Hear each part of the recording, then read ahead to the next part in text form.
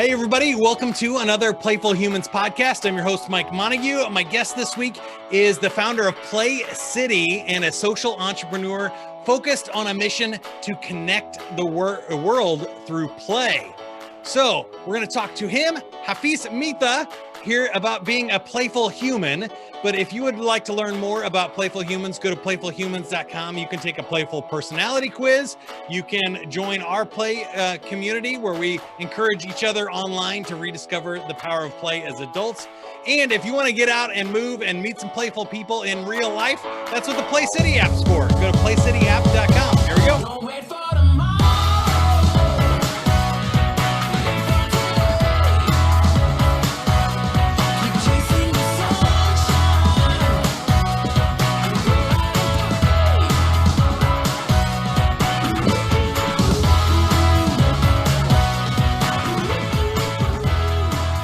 Hafiz, welcome to the show. I guess that theme song would work for you too. You're all about going out and playing, so I'm excited to talk to you today. But before we do that, we got to start with the joke of the week. The joke of the week is brought to you by jogging. It's a great way to add years to your life. Jogging. I went jogging this morning and I feel 10 years older already. Boom, ching. Try jogging today. All right, here's the joke of the week. I don't even have a kid, by the way, too, so complete joke. But I took my 8-year-old to the office on Take Your Kid to Work Day. As we were walking around, she started crying and getting very cranky, and the other coworkers kind of gathered around, and I said, honey, what's sorry? And she said, Daddy, where are all the clowns you said you worked with? Nice. That's a good one. So if you have a kid, if you have a Take Your Kid to Work Day, that's a great joke. You can pass along to your friends. But now let's start with you, Hafiz. So tell me about the PlayCity app and what you have going on right now, and then we'll kind of do a rewind and go back to how you got into all this. But tell us about the project. Sounds good. First of all, thank you for having me. I love the theme song. That got me fired up, and I just came back from a walk myself as well too. So got these endorphins, flowing. So feeling pretty good. The PlayCity app is a platform that we created to make it easy for people to meet others based on a shared interest that happens to be good for them. And we've been dubbed the dating app for physical activity buddies, but we're not a dating app. There is some swiping involved, but our goal is to use the platform to really connect people that wouldn't connect otherwise, and using a shared interest that happens to be great for you, just really build connection and use play as that medium to meet somebody new. Yeah, I mean, I think that's amazing. I know, especially as we become adults, right? You don't have those organic ways to just meet people. And I feel like play is a great way to do that in general. So joining a club or a group or professional organized sports thing. But sometimes your play thing is not an organized sport, or you don't want to be a team, or you don't want to commit to it all the time. You just need like a partner or something, right? That's kind of what we're talking about.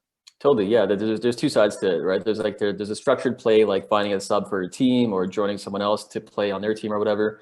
But there's so many opportunities for unstructured play, and I think of play as something that puts you in a state of flow that you just feel good doing with really good health outcomes. So it could be going for a dog walk, or going to play tennis at your nearest tennis courts or whatever. But the idea is to remove barriers for people that don't have a network to find someone specifically in that same skill level. Because I think we've all been there, and some of the anxiety comes with trying something new.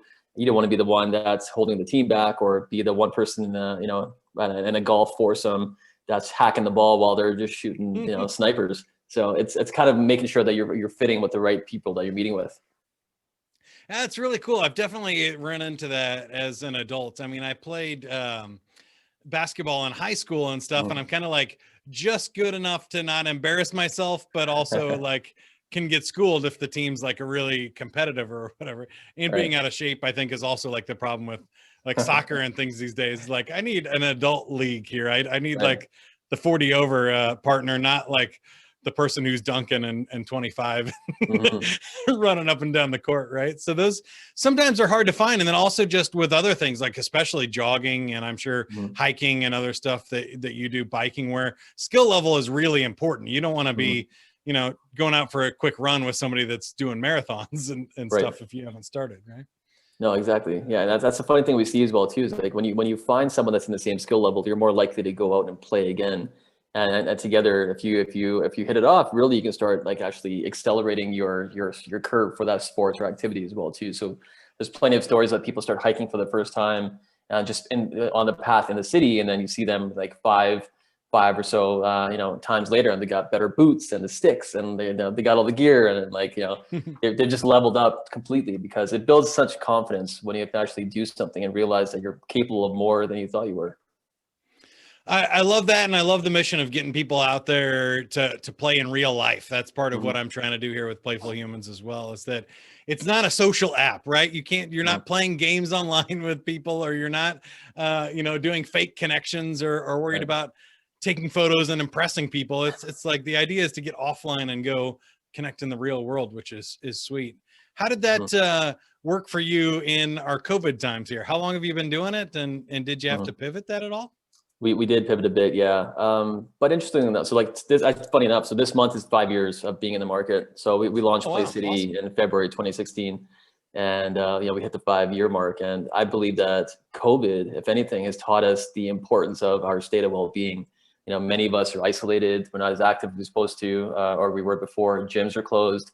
So a lot of people have found different ways to be active, whether it's like, getting a dog, or buying a bicycle, or going hiking, or snowshoes, or going to the outdoor rink and playing some ice hockey, whatever that looks like, right?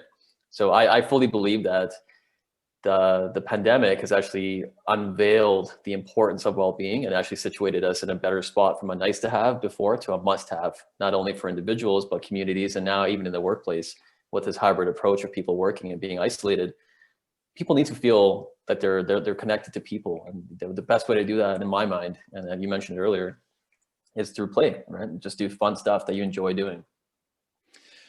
And how much of it is outdoor activities and stuff? I imagine that there's really not a whole lot of COVID risk in using the app or anything, but you're talking about small groups of people and small pairings, not going to concerts and stuff together. Or is that sort of stuff included? How many would you say of the users are outdoor activities like hiking and biking, or indoor stuff and games that they're doing?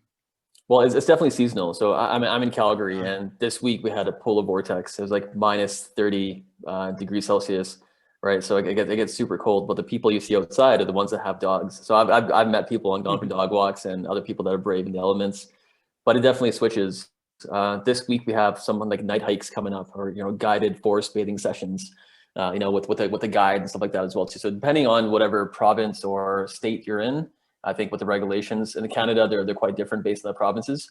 So we leave it to people to make sure that they're making the best decisions. But the idea is to really just make sure that you're doing stuff that's obviously legal and good for the community at large, but still taking care of yourself and your mental well-being and your physical well-being, and seeing the correlation between the two, and getting outside, right? Like a lot of people, what I found in some of the testimonials that I get were, I didn't know that I had so many green spaces in my neighborhood.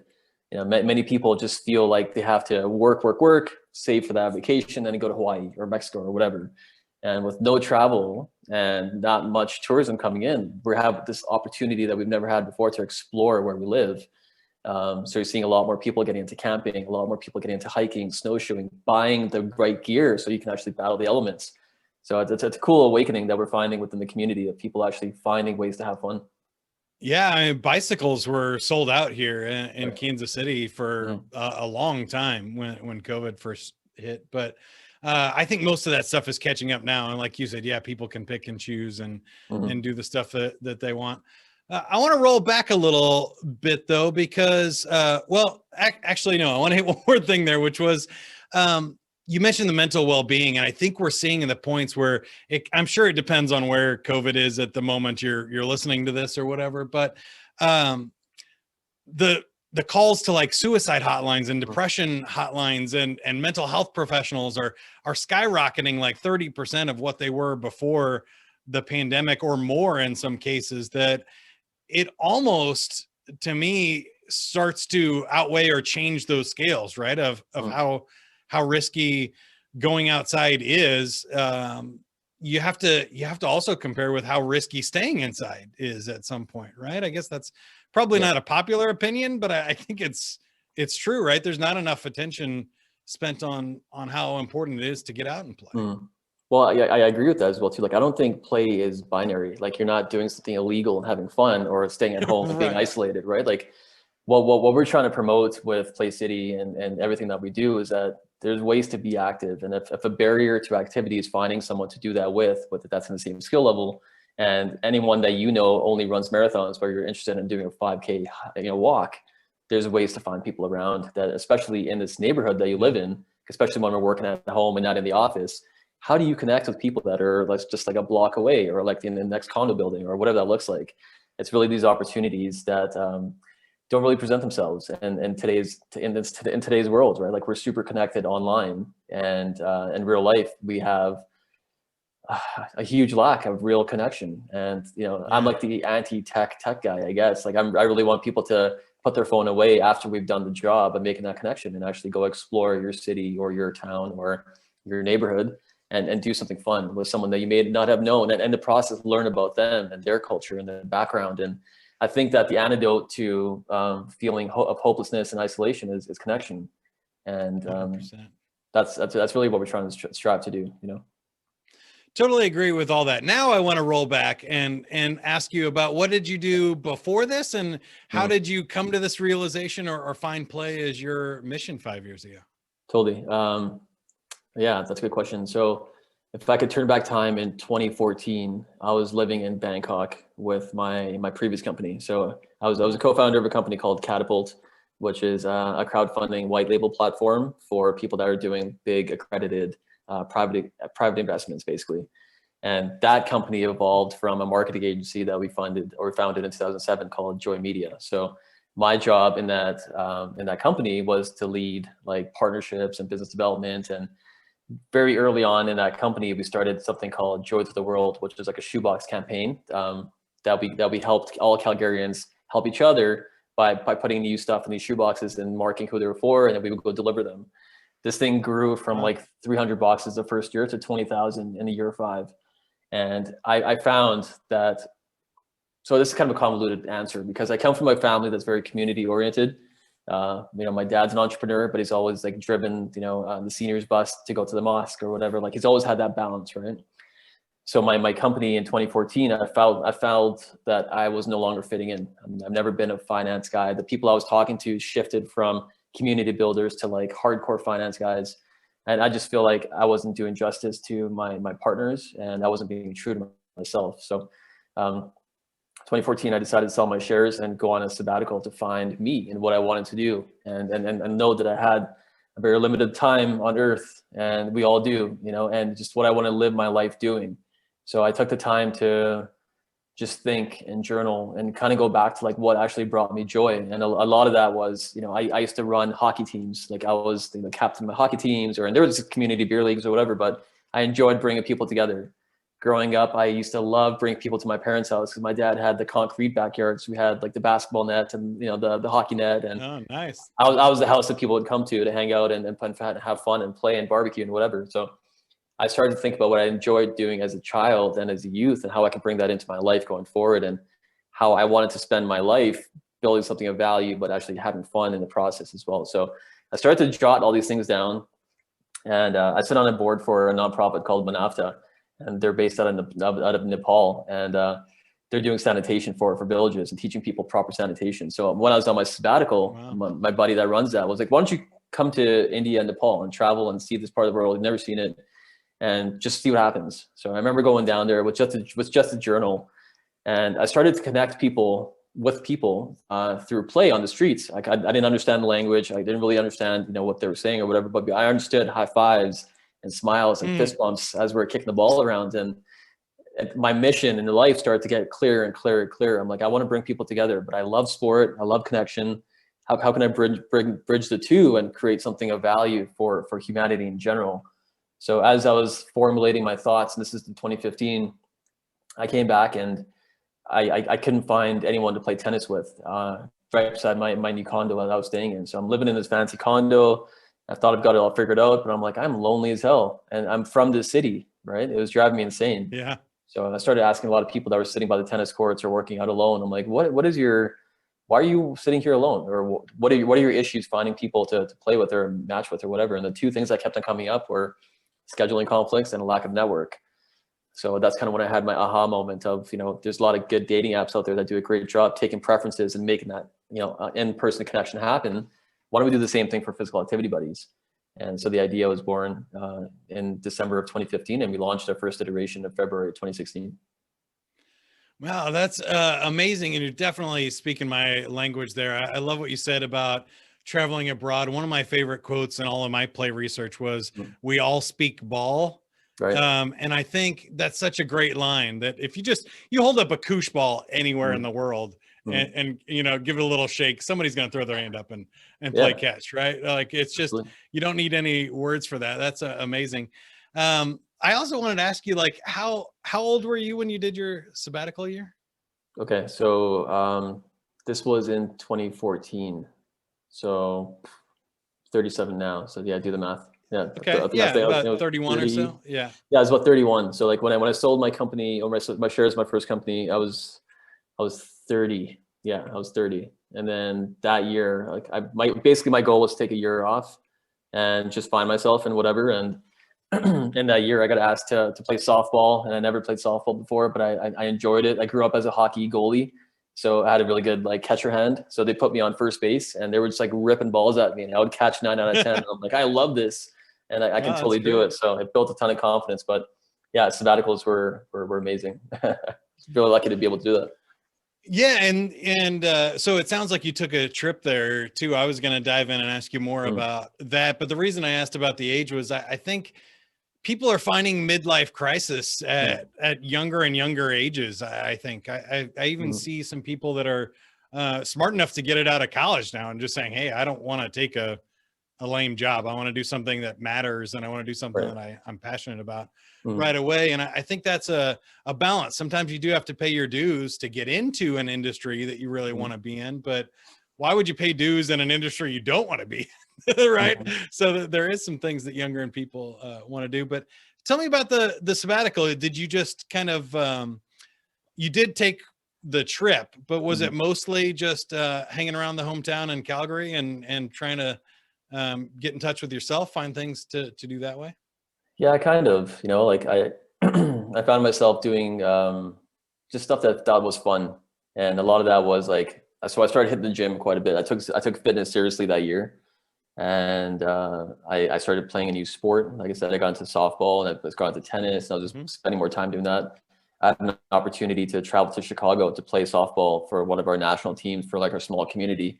And it was just like, a hilarious team, but we actually did pretty decent and had a lot of fun doing that. So, I traveled to San Francisco to visit my buddy and stayed with him and his wife for a few days and just looked at life that way. Like my goal for that year was like expand my mind, just think differently, see how the stuff that's been marketed to me my entire life. Like I wanted to just strip back some of these things, right? So we talked about midlife crises and whatever else. I've felt like that since I was in university. I was supposed to be a lawyer. Yeah.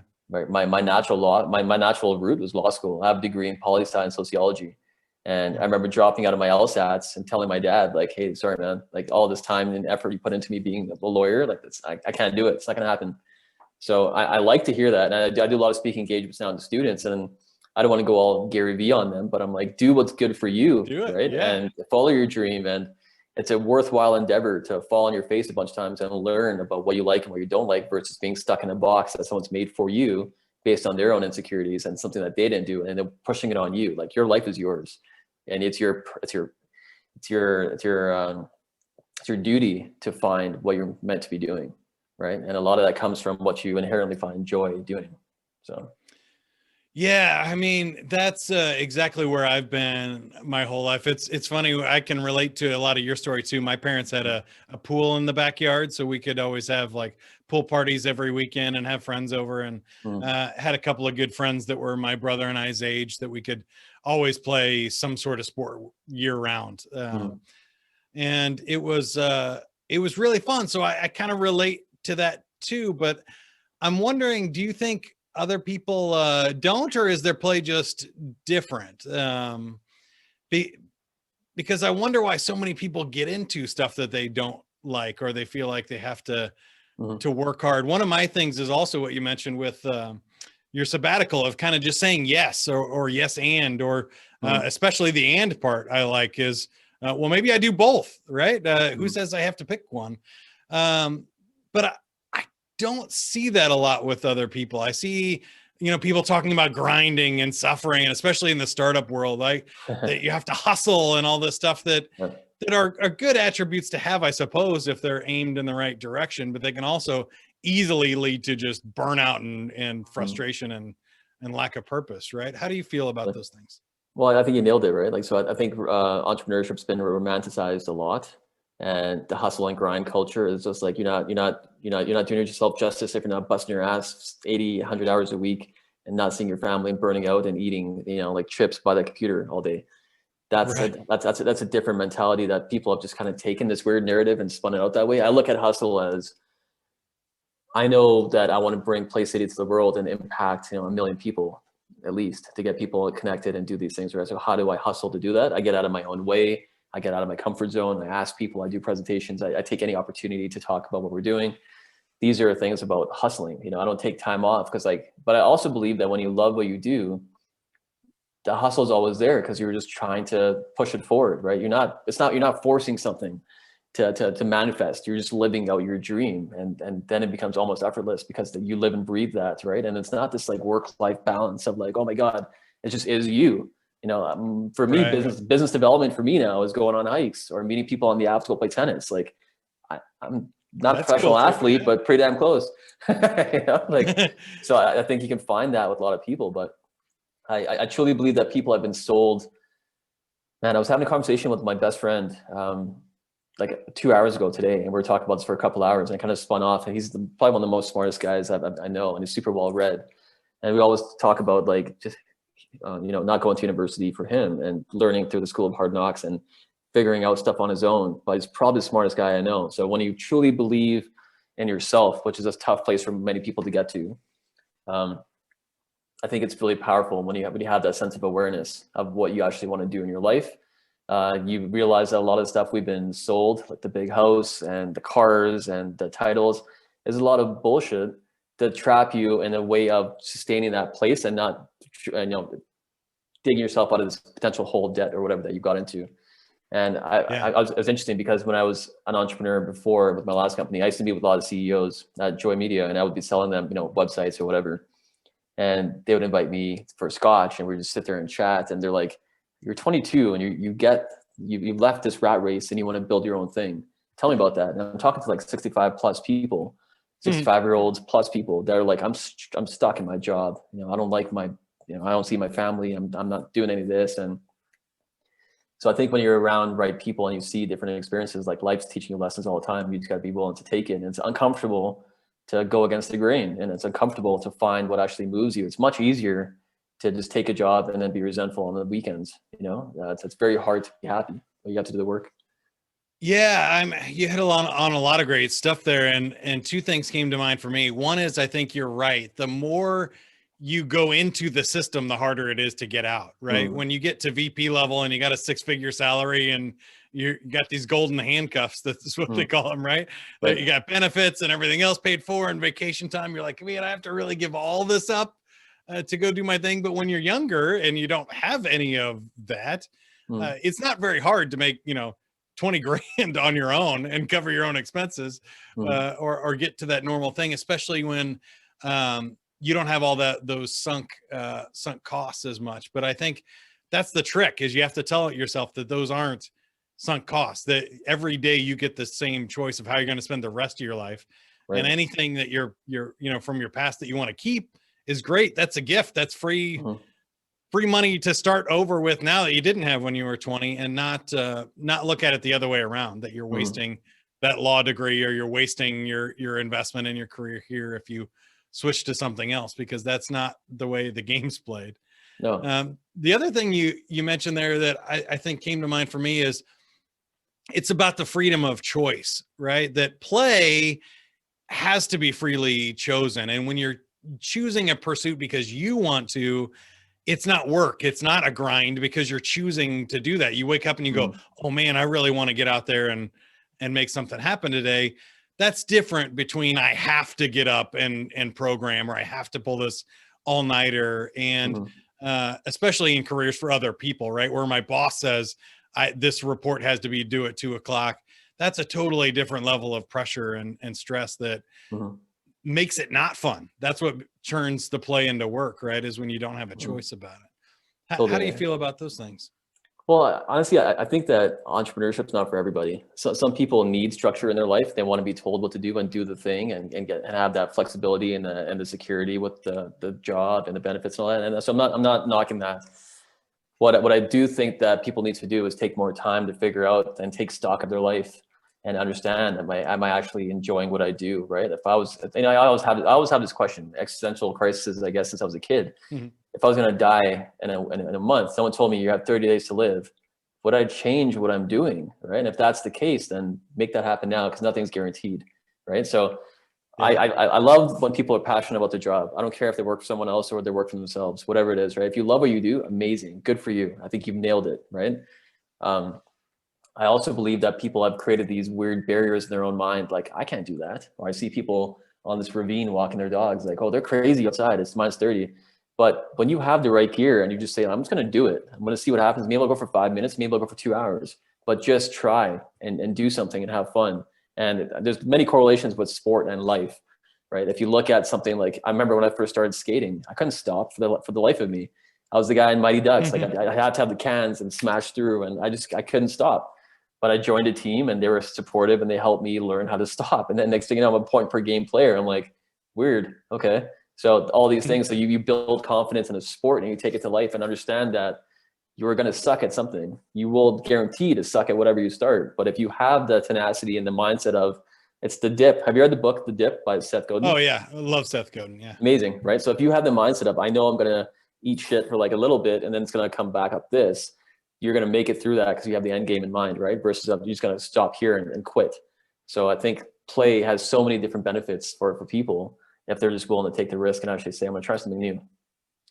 Yeah, I totally agree with that. And I think even going further than that, for me, that's what you have to embrace, that as like the fun part of it, right? That there's very few times in life when you actually just get to suck. There's no pressure on it, right? So starting something new, enjoy that. Be like, oh, I'm gonna paint a terrible painting today, and just lean into it. Be like, I want to fail spectacularly and see how bad this is, so I know what I'm working with, and go on. If you wait to say, oh, I'm gonna have to, practice really safe and keep everything, or only do things that I'm good at, you're never gonna do anything interesting. It's all gonna be down the middle and boring and unexciting. So I love that motto of like, yeah, hopefully I win spectacularly too, but let's fail spectacularly, because then at least I got a story, and you learn memories. Yeah. And I get better at it. And it's feedback, right? Like most people don't start something because they're afraid of something. And like you said, like they wait till much later in life. When in reality, if you just throw something out there,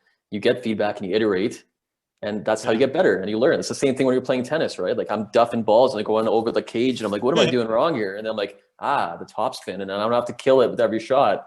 I can just go easy on it and just can place it, right? And the next thing you know, just get it over the net. That's all you're doing. And next thing you know, you're just doing different things, right? But you iterate, and you have to put yourself in uncomfortable positions and feel okay looking, stupid. Yeah. And I think I've said it before about being a beginner too, but that's the beauty part, is that nobody's watching. Like when you start a podcast, yeah, your first episodes stink, but nobody's listening to those anyway.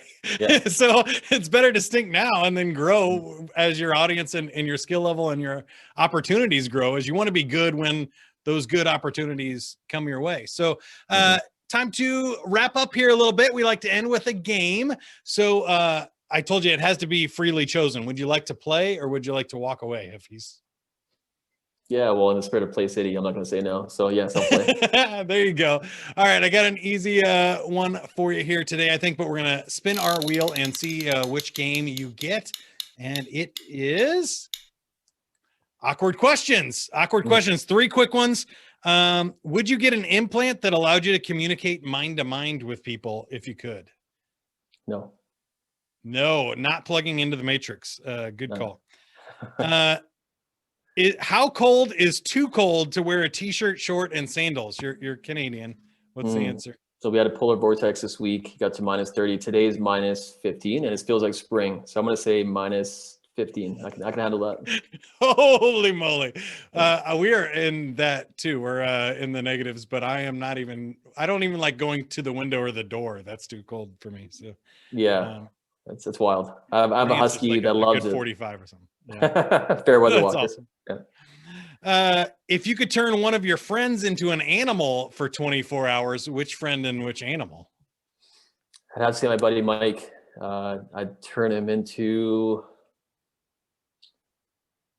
some kind of like, I don't know, mountain lion or something. And just, maybe a wolf. I'll turn him into a wolf, and I would just let him lead the way through like the woods and the mountains. You know, the guy's already like survivor man. So I think he would like that too. Oh, he'd love it. Yeah, for sure.